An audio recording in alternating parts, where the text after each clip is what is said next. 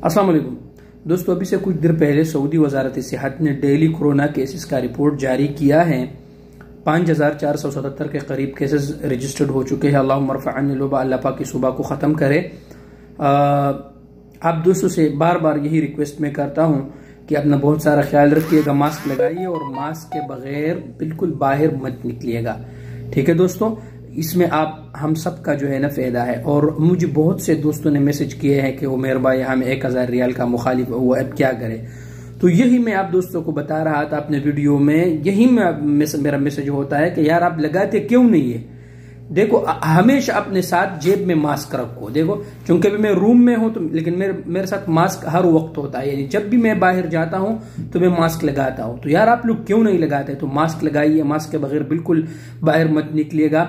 और booster dose लगवाइए। Booster dose लगाने appointment किस तरह लेना है उस पर मैंने वीडियो बनाया है, यूट्यूब चैनल पर वीडियो मौजूद है कि किस तरह लेना है, तफसीली वीडियो है। अगर आपके पास इकामा भी नहीं है, कुछ कोई प्रॉब्लम नहीं है, पासपोर्ट पे भी आपका हो सकता है, तो वहां से अपना अपॉइंटमेंट बुक कर ले और अपना बहुत सारा ख्याल रखिए।